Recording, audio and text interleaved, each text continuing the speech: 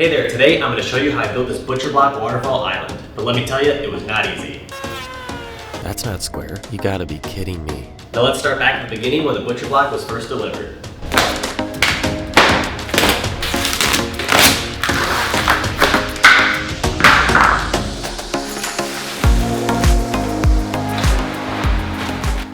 So you can glue up one of these butcher block pieces from individual boards, however I find it a lot more economical and time saving if you just buy the larger piece from Home Depot. They come in a variety of species as well as sizes. I bought the 8 foot by 25 inch section in birch. Now the reason it comes in 25 inches wide is because it's meant for a standard counter depth of 25 inches. However, we want a 4x6 island and some waterfall edges, so we're going to double it up. The island is going to be made up of 3 pieces, 2 sides and then the top, and we're going to start on the side piece. That way if we do make any mistakes, we learn on that piece rather than the top, which is going to be a lot more visible. And as you can see, it comes from the manufacturer with some rounded edges, but we don't want those because we want a nice tight seam when we glue it up together, so we're going to cut those off. In order to get as straight of a cut as I can, I'm using my circular saw with an MDF guide. However, it wasn't exactly too straight of a cut.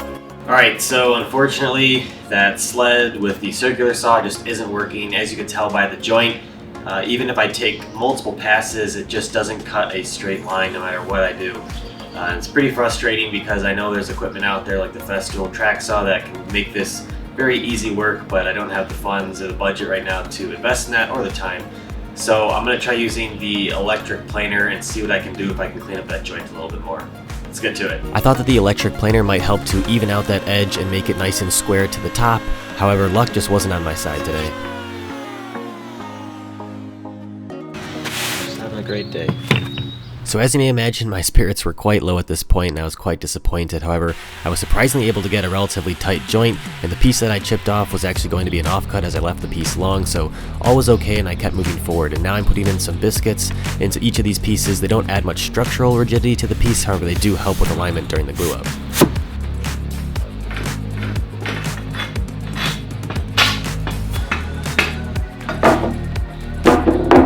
Alright, so we're ready for our first glue up. Always a bit nerve-wracking, but the plan here is to use these pipe clamps. These were $15 bars and $15 Bessie pipe clamps, so $30 for each one. I think they're a pretty good investment, especially for a glue up like this. But basically I'm going to tilt these up, apply glue to both sides and into the biscuit joints, slide in the biscuits, push them together, clamp these 2 clamps down, then tilt it up, and I have a couple pocket screws on the back just to add some rigidity. Screw those in, tilt it back down. And then I have 2 clamps on this side that I'll add to the top and make sure that the boards are level in this direction and that they're not like warping in either way. So hopefully everything goes to plan. Let's get to it.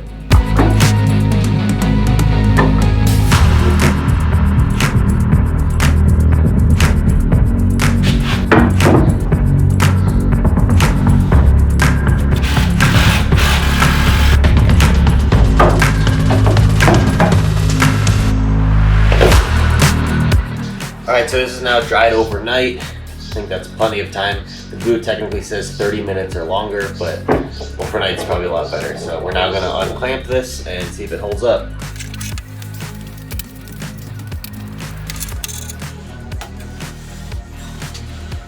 It's pretty good. So I'm just going to have to sand a little bit along the seam, but it's pretty straight.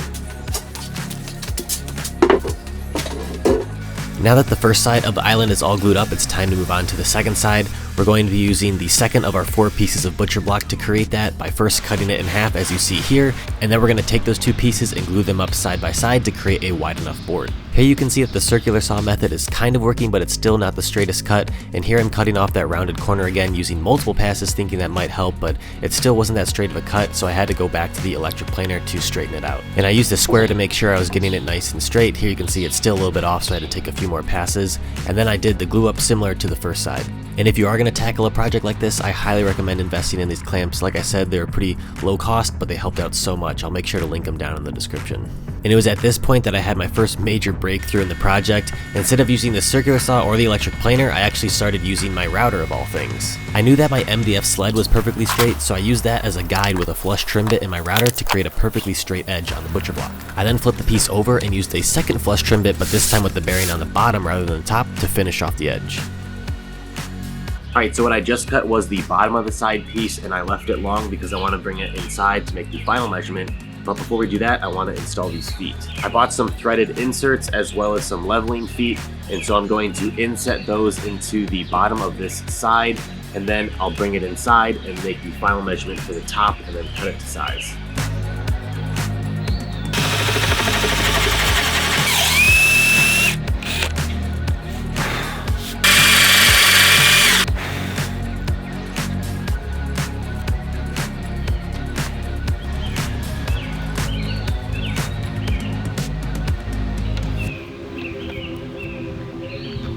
I then repeated the process a second time for the other leveling foot, and these just come in really handy because it keeps the island up and off the ground so it's not sucking up any moisture from the floor, and also it allows me to make micro adjustments to make sure it's perfectly level.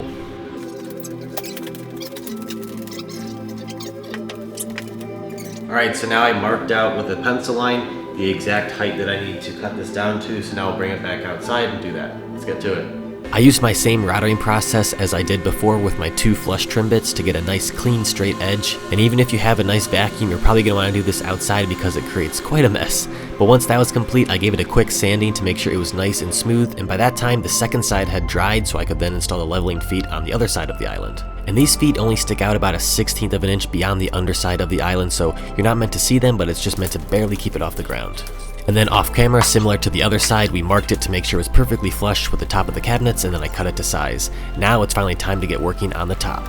I'm glad that I did the sides first so that I could figure out what method of ripping off these rounded corners was best. As you saw, I used the circular saw, I used the planer, and then I finally used the router at the end, and I think the router is going to be best. I'm a little bit nervous, but also really excited. Let's get to it.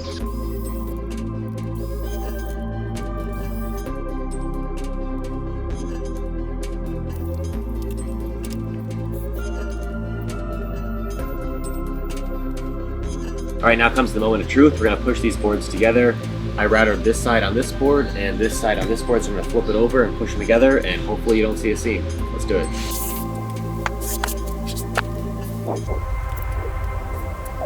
Alright, so I think the gap looks pretty good. It's tight on the ends. There's a little bit wider gap in the middle, but I think with some clamps it'll close nicely. And so I'm just going to mark out where the biscuits are going to go, and then we can start installing those.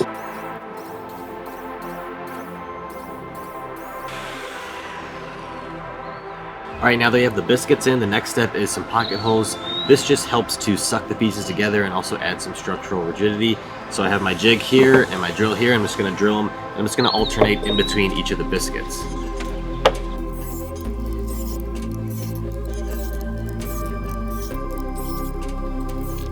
Then it was time for the glue up, and I used the same process as I did on the 2 sides. However, this one was a little bit sketchier as obviously it's going to be a lot heavier. There's a lot more wood here, and I had to tilt it up in order to access the pocket holes, and this is where I was getting a little bit nervous that those pipes might slide on the concrete floor.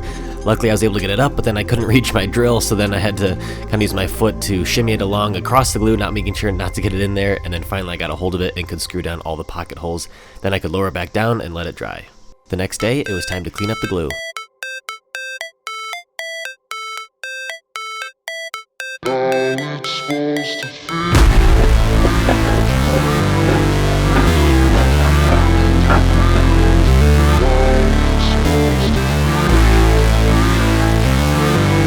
Alright, now before the install, we're actually going to be applying some finish to the countertop, specifically the insides of the sides as well as the underside of the top piece. The reason we're doing this is because you want to seal all sides of the countertop. That way the expansion contraction throughout the year is slightly minimized and it doesn't allow moisture to get into the wood. Now the reason that we're applying the finish now before the install is because we won't have access to the inside of the countertop. Therefore we're doing it now. We won't cover all the sides, and then we will cover the actual top and outside of the countertop once it's actually installed.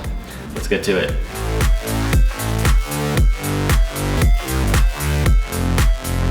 After finishing up the polyurethane, I went to mock up the pieces on either side of the island, and the unthinkable happened.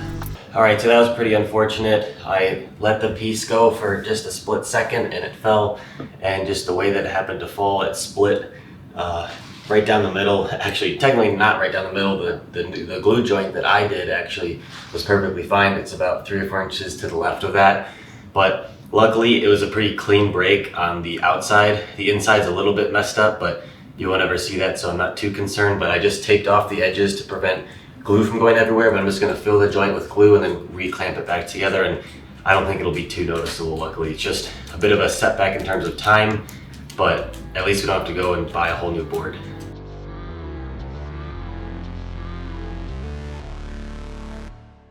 Alright, now that we have the side all glued up back in place, we can finally get back to the install. I was able to take out everything from the sides of the island so that I could get my drill into all of these cabinets, and I'm going to be screwing in these sides from inside. And I just bought some 2-inch screws and some also large washers to make the clamping pressure a bit more, and that way the screw doesn't go right through the cabinet. I'm gonna put about 4 screws in each. I don't wanna do too many, but just enough to hold them in place because they will expand and contract over time, so if you put too many screws in them, they may crack. Once the sides are fully in place, we can then bring the top on, make some final measurements, cut that to size, and then we can get to installing the top. And I'll be doing a similar way of installing the top where I'm gonna use the same screws and washers and screw up from the underside. And hopefully that will allow for enough pressure to pull the top down and make a nice seam with the 2 sides. But we'll see how that goes and potentially try a different solution if that doesn't work.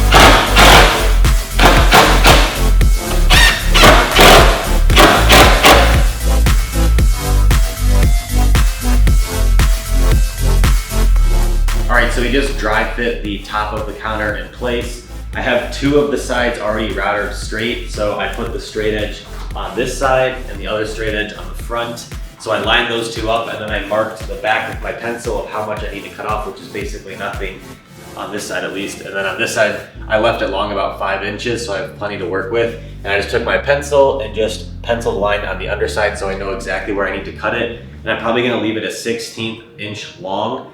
And that way when I actually install it, I can then just sand it flush. And that way I don't need to get a perfect cut. But anyway, we can go carry it back outside, router it, get it to the final dimensions, and then bring it back in and hopefully install it. All right, so we're about to top outside. I now position my track saw to be 1/8 of an inch beyond our mark.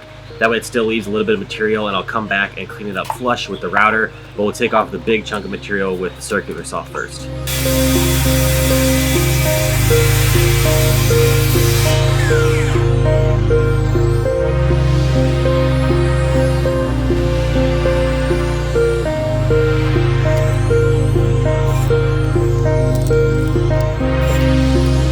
I first pre-drilled all of my holes to mark the location of the top, then I came back and added glue on both of the seams and then screwed it in place.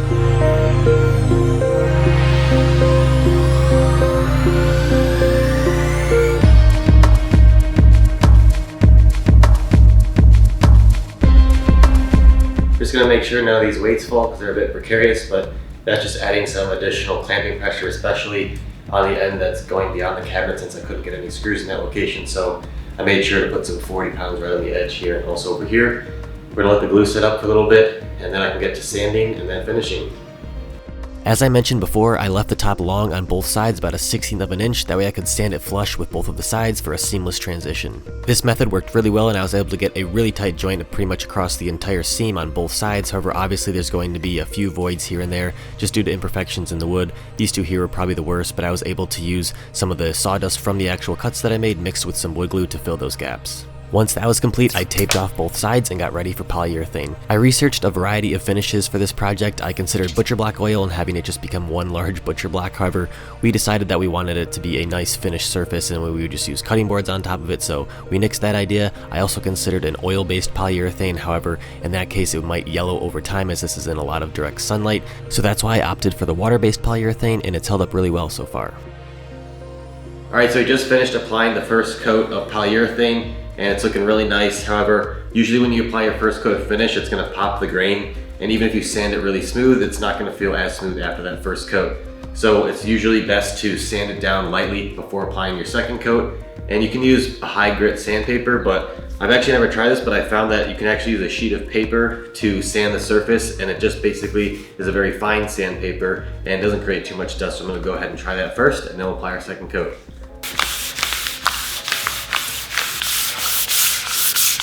Off camera, I actually applied 2 more coats of polyurethane, and then we were all done.